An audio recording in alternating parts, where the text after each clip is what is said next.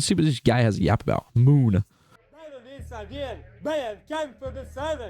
He rushes out, gets into a cab, but realizes that he's too late.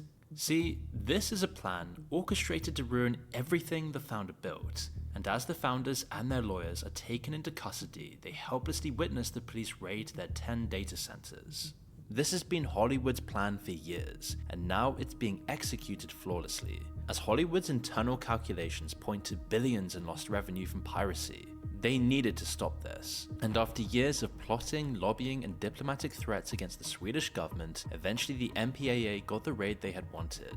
They had finally taken the Pirate Bay offline. For the founders, it was now looking like their dream of a free internet might be over. They had started this project not to make money, but to spread an idea. A free internet where media could be shared between everyone, where there was no censorship or authoritarian control. You know, I think honestly, having a computer and being in that kind of like the PC community type space, it certainly is. There is this concept of like there is a freedom aspect to it where you have things like places like GitHub, you have places, you know, even on more mainstream sites like Reddit, you have a community coming together to try and give free information, almost like it is in our mentality to want to help each other and not to want to be competitive. Almost like, and hear me out of this, by nature, humans don't have capitalistic wants and needs.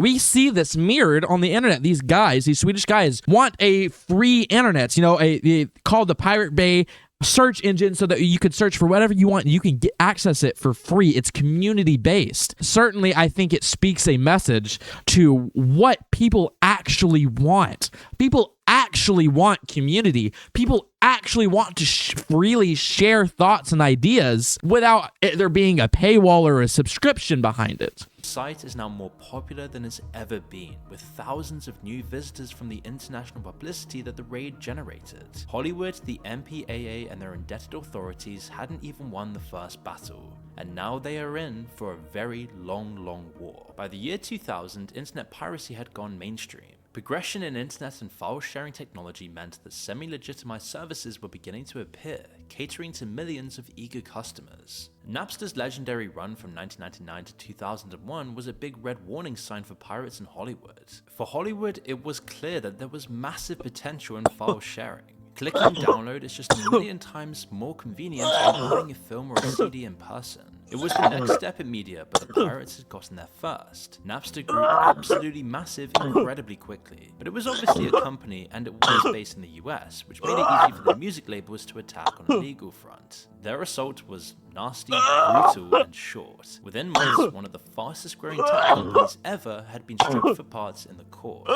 The studios took tens of millions in assets, as well as payments for damages and even the company name. It wasn't until the Pirate Bay came along that Hollywood would face a real challenge to their control. This future public enemy for the entertainment who you'd expect. Sean Parker and the people behind Napster had been businessmen through and through, made it easy for the record labels to deconstruct their operation. Other people in the tech world were halfway in between. Aaron Swartz had worked on the inside as one of the founders of Reddit, and he left early on disgusted with how corporate and soul-sucking the business soon became. Years of campaigning for a free and open internet had put a target on his back, and then, eventually, after getting threatened with 35 years in prison for downloading academic papers through a guest account at MIT, he tragically took his own life. But that was all in the future. Peter Sunder came from a completely... That is so fucked. That's so sad.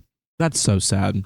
That is really so sad. The three co-founders of the Pirate Bay were the same. One was a drug addict, another an alcoholic, the third a vegan.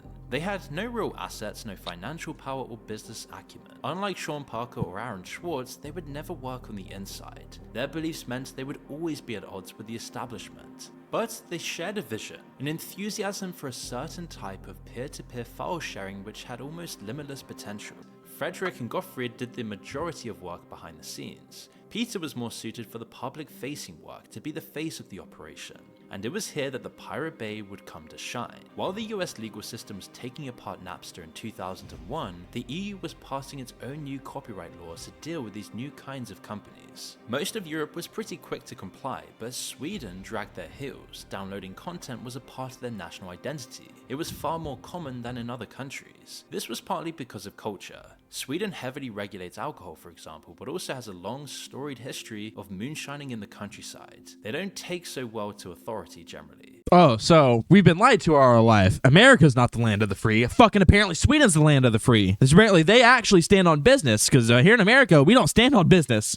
Whenever we're like, oh, then the corporations are like, actually you need to pay for everything, and if you don't, then you're gonna go to jail. We're like, yes, please, more iPhone, please. iPhone 18 new charger, yay! iPhone 18 new charger, hey, iPhone 18 new charger, yay! Fucking yeah, that's what we do here in America. Apparently Swedish people actually stand on business. Movie studios began to take notice. They could generally deal with other sites when they got big, as they could intimidate them with legal threats or put pressure on governments and ISPs and shut down their websites. Peter Sunder had a different idea on how to deal with them. As you may or may not be aware, Sweden is not a state in the United States of America. Sweden is a country in Northern Europe. Unless you figured it out by now, US law does not apply here. For your information, no Swedish law is being violated. The Pirate Bay co-founder then invites DreamWorks and their lawyers to take out their frustrations in a different way, and DreamWorks and their lawyers were definitely frustrated.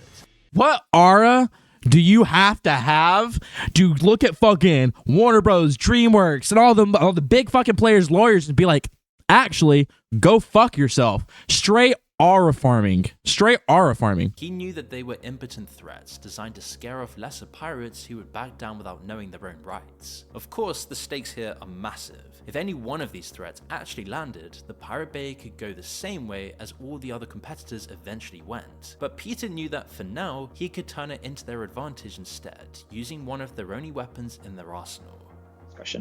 And our opponents are basically every project I go into, the opponents happen to be humorless people. So you get this kind of unfair advantage where they look like dicks, and they are mostly are dicks as well, but they look like they're what they actually are.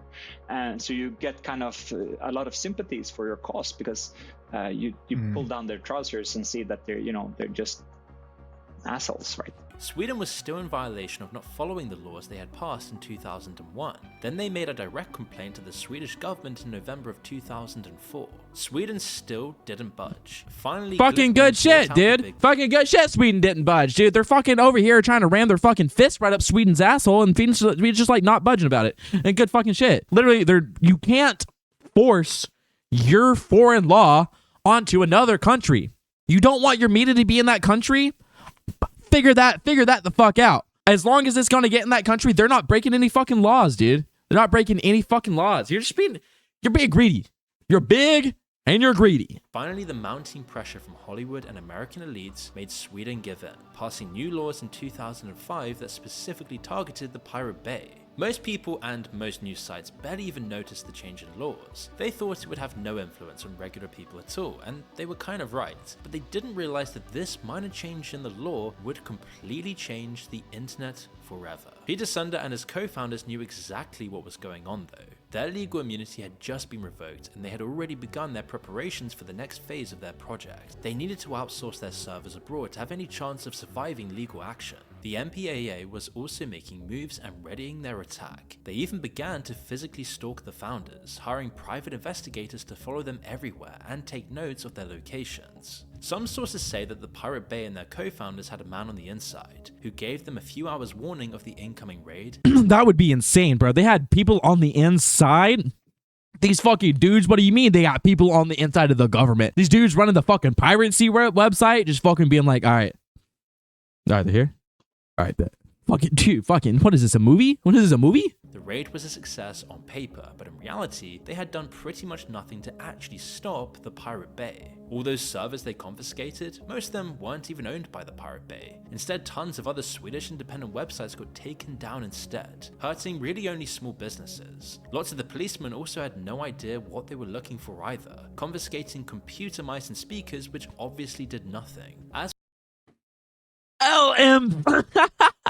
LMAO, bro. They walk in, they're like, all right, it's a big fucking raid. We're raiding the biggest fucking piracy site in the motherfucking world. Get the fuck in there, boys. They walk in, they're like, they don't even know what the fuck they're looking for. They're fucking taking mice, computer mice, and fucking speakers and shit and monitors. And like, yeah, we're getting all the fucking information. We're hacking the mainframe. Brother, that's not even, you think they store the files in the mice? What? Dude, holy shit. Dude, that's so out of touch. You don't even know what the fuck you're walking in on. For the Pirate Bay going down for just 3 days, even that was mostly for different reasons. The internet traffic that came from the raid was massive. They needed time to deal with it before they went online again to their new, much larger user base. And the important thing for the MPAA though was the publicity and the actual arrests. While the legal process would take years, they did eventually secure warrants for all 3 co-founders. So even if they couldn't shut down the Pirate Bay, they could still make examples of its founders and ruin them financially. It was a massive wave of new problems all at once. These 2 men were Daniel Ek and Martin Lawrenson, and they were going to found a company called Spotify to deal with these problems in a legal way.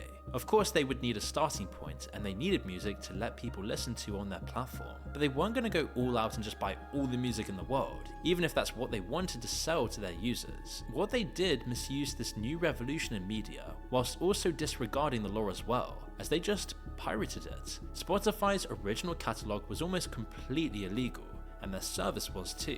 But unlike their predecessors such as Napster, they had a secret plan. This move got their foot in the door. Now they could leverage their growing user base for a place within the industry. And the they were playing the long. I see. Honestly, fuck Spotify now. Fuck Spotify now. I still use it. I need to switch. I keep saying that. Fucking, I need. It's so much effort. And it's so hard to find new music. It's so hard. But that is interesting though. Spotify started as a piracy website and then leveraged a growing user base to then go to the big music groups and say, hey, listen, there's people here and they have a demand for online music. We could work something out to where we all get paid. That's very smart. It's very smart. Monopoly and share it with the record labels. This happened fairly quickly. In 2008, the labels bought a massive share of Spotify for pennies on the dollar. It was a completely obvious deal to undercut the pirates' inconvenience while also cutting the artists out of even more of the profits. The MPAA asked for lengthy jail sentences for all 3 founders, as well as tens of millions in damages which they themselves had calculated. This was a complete show trial on both sides. The prosecution was pretty open in their desire to set an example and personally punish the co-founders. Meanwhile, the Pirate Bay used it as another opportunity for publicity. First, there was the evidence. The hastily written new copyright laws were spotty, and the actual evidence that the Pirate Bay had broken them was even worse, but eventually they forced it all through. It helped that the judge was a former member of Sweden's Copyright Association and their anti-piracy division. Despite the Pirate Bay's complaints, they were found to be unbiased. Of course, during the trial, the website continued to stay online and the co-founders weren't forced to stay in jail. They were free to continue as they always had, and Peter Sunde took the opportunity to push the Pirate Bay to greater and greater heights. It all came from his viral marketing. In one stunt, he approached the owners of a so-called micronation called Sealand off of the southern English coast, offering to buy the nation. No, okay, I see the vision. They're like, well, we'll crowdfund the money to buy an island, to make it our own nation, to make our own copyright laws. And I see the vision. I do, and I like it. I like the ambition. I really like the ambition. I do. I love it. That is a real freedom fucking attitude. They don't fucking care. Nobody's gonna fucking care if you buy an island. No, if you call it a nation, no one's gonna take you seriously. No one in the world. They're gonna be like, no one's gonna fucking care. Another route to a legal safe haven was potentially North Korea. If they could get hosting services there, or even asylum, it would secure the Pirate Bay's future forever. At least, that was the story they told the press. In reality, this was all a hoax, because Peter knew that whenever anyone would ask the North Korean embassy in Sweden anything, they always just said the same thing: no comment. So he announced to the world mid-trial that the Pirate Bay would now be hosted through servers on North Korean sovereign territory at their embassy, out of the reach of any other country's legal system. Oh, Meanwhile, wow. to really sell it, he set up the Pirate Bay servers to spoof a North Korean IP address. Journalists were skeptical at first, but the domain name changes and the technical data confirmed Peter's story. Then they approached the North Korean embassy, which did not deny the claims but just said no comment. So they ate up the story like candy. LMAO, not the North Korean government fucking rage baiting them. It's like, they not only do they not know if the Pirate Bay people are telling the truth, North Korea is also being like, I don't know. I mean, it could be. I mean, no comment. I don't really know. Meat warp. That is so funny. Revealed it was all just a joke a week later. In 2009, the trial. Yeah, look, it was literally, they revealed that it was a joke. It was a joke. The Pirate Bay people got in on the fucking. They're literally, North Korea just wanted to troll them. That is fucking. Dude, international trolling. Dude, that's fucking hilarious. Guilty verdicts were rendered, along with 1-year sentences and millions in personal damages owed. However, the founders had all but vanished. Ever since they had made their appeals about the biases of the judge, they had known that a guilty verdict was all but guaranteed. If they were given jail time, it might not just be the year they were threatened with. So while in custody, the precedent this trial had set could invite other complaints, other allegations, other sentences. They could easily find themselves taken out of society and away from their loved ones for good, strung along by a long chain of separate jail sentences. It meant that they had to do the unthinkable and leave it all behind. Frederick and Gottfried dodged the border guards and fled the country, eventually settling in Southeast Asia. It was heartbreaking, but they had to build new lives. People knew very little about their whereabouts, but they were sometimes spotted at net cafes in Cambodia or Laos, with just a simple laptop in hand. Warrants went out and the co-founders were now fugitives. Peter, however, wasn't going to flee to Southeast Asia like his co-founders. He had one last trick up his sleeve. If Peter could secure a seat in the European Parliament, he would gain legal immunity and not have to serve his jail sentence or even no shot he's aiming to get in government. He's like, yeah, actually, if you guys want to flee to Cambodia, go right ahead. I'm gonna big dick the fuck out of this, and I'm gonna get in fucking government, and I'm gonna fucking lay my cock on the table and tell them to suck it. Dude, what a fucking aura farm. Dude, this guy is nothing but straight aura farm. Holy shit, dude.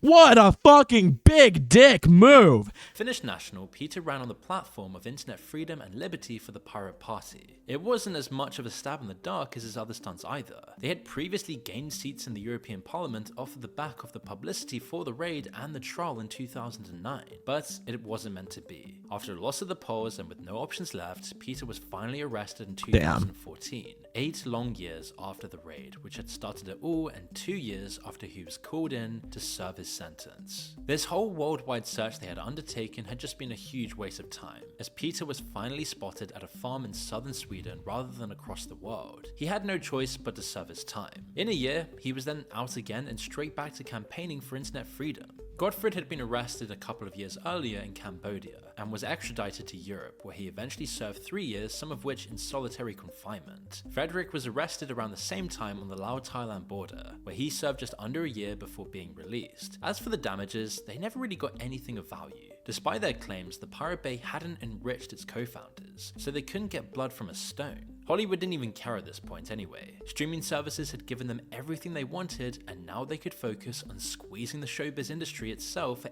everything it had. Peter Sunder and his co-founders may not be involved today, they may not have won their own court case or their appeals against a corrupt system, but they did seemingly offer the world a solution. The Pirate Bay and sites like it will never truly die. The system they created is pretty much impenetrable. It's like a crocodile, an organism perfectly adapted to its function, remaining pretty much unchanged across time. Crocodiles have outlasted the dinosaurs, and they'll probably outlast us too. The Pirate Bay outlasted all of its old competitors. That's actually true.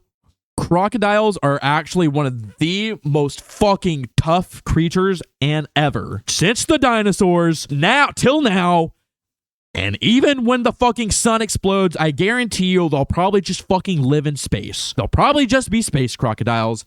You're hearing it now. If one day, like somehow I am able, if the sun explodes and everything goes up in flames, and I am able to somehow in that moment just gain back consciousness for just that split second, just fucking,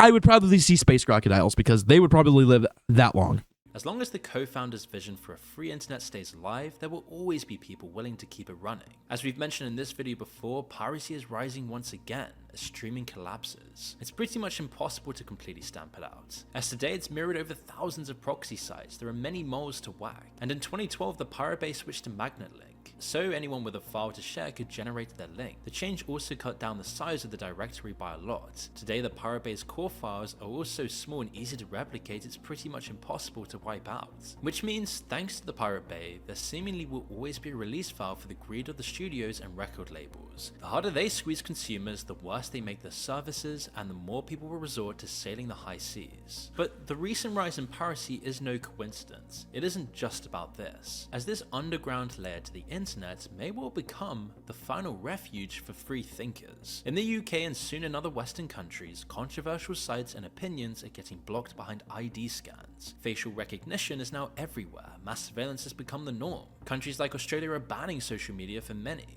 Without sites like the Pirate Bay trying to make the internet free, we would have a corporatized, governed internet. And if you thought it was bad with censorship now, can you imagine what else it could have been like? A Chinese-style firewall. So if you ever get sick of corporate greed and government oversight, remember there might be an alternative. And of course we're not condoning this, but it is clear thanks to one man and his dream for a free internet, we are here today able to discuss these kinds of things. Pretty much it's impossible to get rid of piracy now. It's impossible to get they will always pop back up. Like if any site gets taken down, it will always pop back up. Like or another one like it will take its place. They've gotten so streamlined to the point where pirate services look like streaming services. Like some you can even make accounts and have watch lists and add things to your queue. And like it has search features, has categories. I was like, dude, piracy sites like they are hugely legitimized now. They're hugely legitimized and are a very legitimate way to stream things in HD also. Like not just in like low like fucking 240p only seeing pixels type shit. You can pirate things in HD, pirate games, you can pirate music. I'm not saying for legal purposes, I'm not saying you should do that. But the way like the corporatizing of art is going right now, and that's what I'll say about that.